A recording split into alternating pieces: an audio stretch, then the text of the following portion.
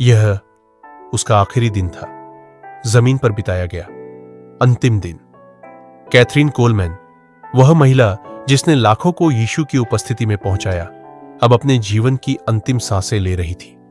लेकिन उसकी आंखों में डर नहीं था, बल्कि शांति थी, एक गहरी तृप्ति कि उसने अपना सब कुछ अपने प्रभु को दे दिया। और उस अंतिम क्षण में उसका संदेश था, जो भी मेरी तरह अपना सब कुछ प्रभु को दे देगा, उसकी भी इच्छाएं पूरी होंगी, क्योंकि वह एक जीवित परमेश्वर है। यह गवाही आपका विश्वास बढ़ाने के लिए है, यह याद दिलाने के लिए है कि परमेश्वर आज भी आपकी गहरी इच्छाओं को पूरी कर सकता है। लेकिन वह मांगता है सिर्फ एक चीज, एक समर्पित हृदय। तो आइए सुनते हैं उस जनरल की अंतिम गवाही, जिसने मौत से पहले भी यीशु की महिमा की बात की।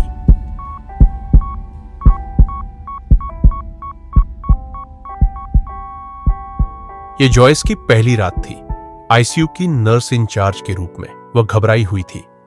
अभी अभी उन्होंने इंटेंसिव केयर की ट्रेनिंग पूरी की थी। उस रात सीसीयू में केवल 2 मरीज थे, मतलब कोरोनरी केयर यूनिट हृदय रोगियों के लिए स्पेशल जगह होती है। 2 मरीज उनमें से एक थी, कैथरीन कोलमैन। कैथरीन का दिल बढ़ा हुआ था।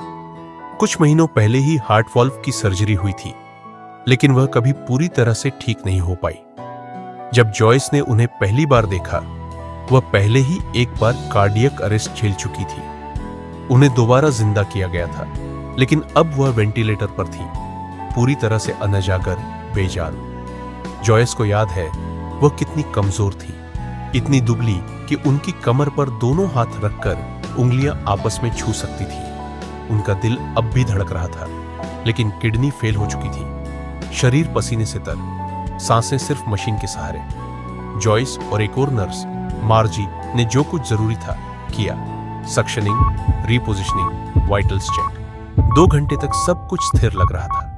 तभी मॉनिटर की स्क्रीन पर एक सामान्य हार्ट रिदम सीधी लाइन में बदल गई। कोई चेतावनी नहीं, कोई ट्रांजिशन नहीं। जॉयस को अपनी ट्रेनिंग याद आई। ऐसा नहीं होता, आप सीधे शांति से मृत्यु में नहीं जाते, कोई ना कोई रिदम बीच में होती है।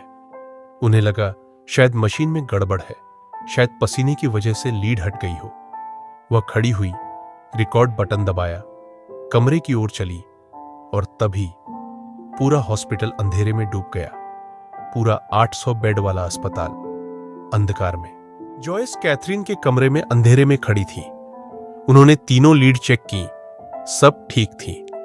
अब उन्हें शक नहीं था, यह कोई तकनीकी खराबी नहीं थी। नर्स मार्जी टॉर्च और स्टेथोस्कोप लेकर आई। जॉयस ने कैथरीन की धड़कन सुनने की कोशिश की, पर अब धड़कन बंद हो चुकी थी। अब तक वह समझ चुकी थी कैथरीन जा चुकी थी, लेकिन कुछ तो था।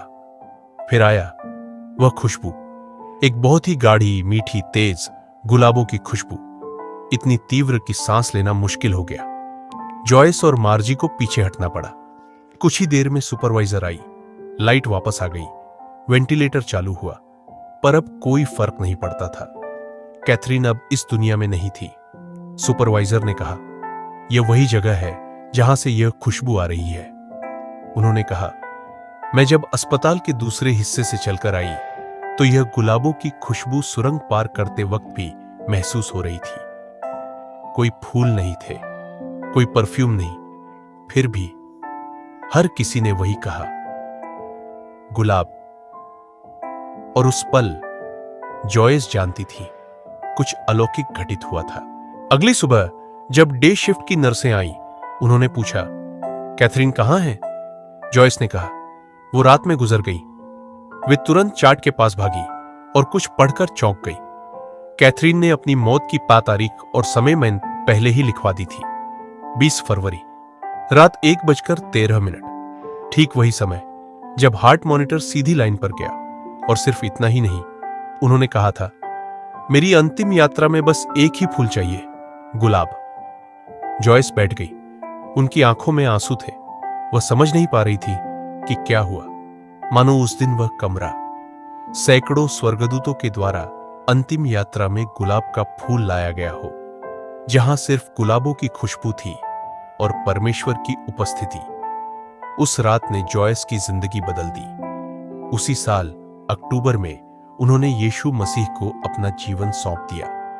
कैथरीन कुलमैन जाते जाते भी एक आत्मा को और प्रभु के निकट ले आई। आज भी हजारों लोग उनकी गवाही देखकर प्रेरणा लेते हैं, विश्वास में बढ़ते हैं और परमेश्वर के और करीब आ जाते हैं। अगर आपने भी इस वीडियो से कुछ महसूस किया हो तो कृपया इसे लाइक करें और ऐसे ही आत्मिक संदेशों के लिए चैनल को सब्सक्राइब करें।